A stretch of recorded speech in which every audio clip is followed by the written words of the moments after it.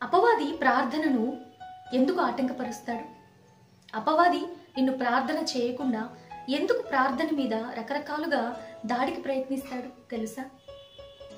ఎందుకంటే ప్రార్థన అపవాది యొక్క రాజ్యాన్ని, రాజ్యపు పునాదుల్ని కదిలిస్తుందండి. నమ్ముతారా?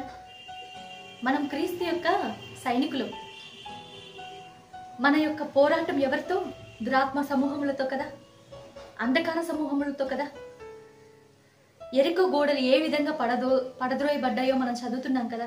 మరి అదే విధంగా నీ యొక్క ప్రార్థన అపవాది యొక్క రాజ్యాన్ని, రాజ్యపు పునాదుల్ని కదిలిస్తుందండి. అందుకని అపవాది భయపడుతున్నాడు. అందుకే నువ్వు ప్రార్థన చేయకుండా అపవాది రకరకాల విషయాల ద్వారా నీకు ఆటంకం కలిగిస్తున్నాడు. అది ఏ విషయమైనా పర్లేదు, ఎటువంటి పరిస్థితి అయినా పర్లేదు. అతని ఓన్లీ ఇంటెన్షన్ ఏంటి అంటే నువ్వు ప్రార్థన చేయకూడదు. నువ్వు ప్రార్థన చేయకుండా ఉంటే అతను సేఫ్. నువ్వు ప్రార్థన చేస్తే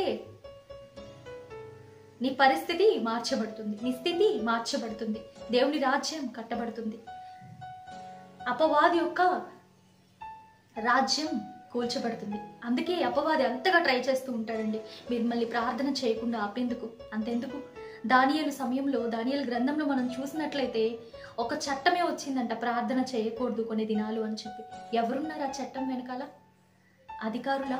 కాదు. అధికారులు ఉపయోగించేది ఎవరు? అపవాది.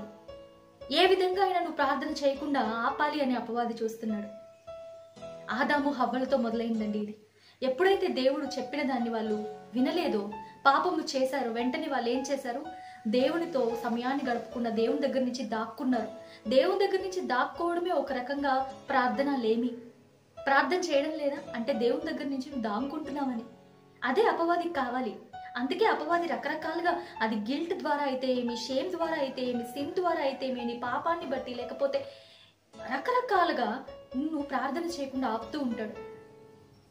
ఒక్కటి జ్ఞాపకపరచుకోండి, మీరు ప్రార్థన చేసిన దినము అపవాది ఓడిపోతాడు. అతను ఎటువంటి కారణాలు మీ ముందు పెడుతున్నా దానికి లొంగకండి.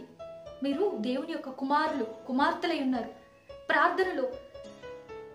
ప్రార్థనలో లోతుని మీరు ఎరగండి. దేవునితో సమయాన్ని ఇంకా ఎక్కువ గడపండి. ఒకవేళ మీరు పాపం చేసినా కానీ, అది మీకు గిల్ట్ కలిగిస్తున్నా కానీ, చూడండి దేవుని యొక్క కృప మీకు తోడుగా ఉంది. ఆయన దగ్గరికి వచ్చిన వాళ్ళు ఎవరిని ఆయన తృణీకరించరు. వెళ్ళి క్షమాపణ అడగండి, దేవుడు క్షమిస్తాడు. తిరిగి పాపం చేయకండి, ఆయన సన్నిధిలో గడపండి. ఆయన మీకు ఖచ్చితంగా సహాయాన్ని చేస్తాడు. దేవుడి వాక్యాన్ని దీవించును గాక. Praise the lord.